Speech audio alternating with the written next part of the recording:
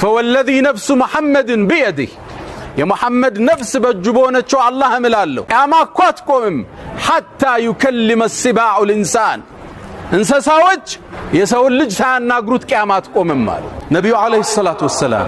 የመጀመሪያ ጥሪያቸው መዲና ላይ ይዘው ሲነሱ ከመካ ወደ መዲና ሲሰደዱ መዲና ገጠር አካባቢ የሚኖር አንድ ፍየል ጠባቂ የተከሰተውን ክስተት ተርኮልናል አብረን ከተታተለው ይሄ ፍየል ጠባቂ በረሃው ላይ ፍየሎችን ይጠብቃል ድንገት አንድ ተኩላ ይመጣና አንዱን ፍየል ይዞበት ይሄዳል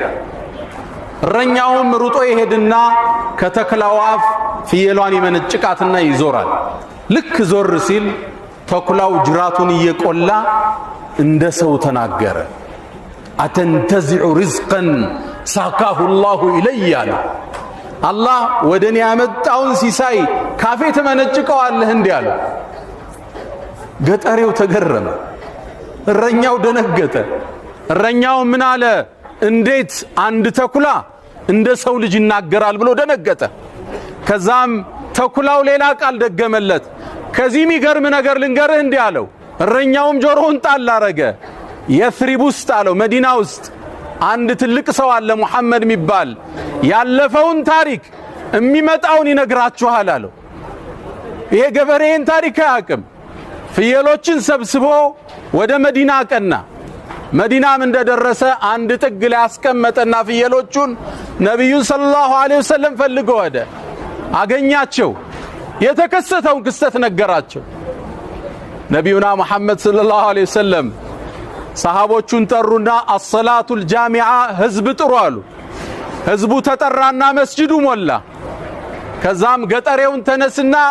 ያየውን ተናገር አሉት ተነሳና የተከሰተውን ክስተት ተናገረ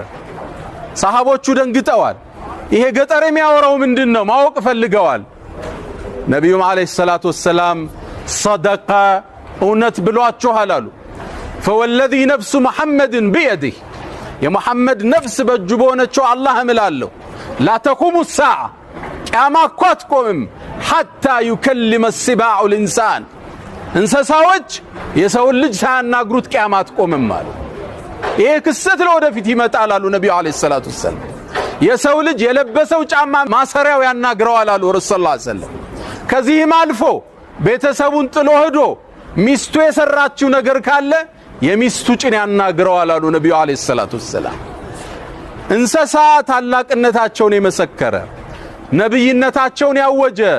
የምድራችን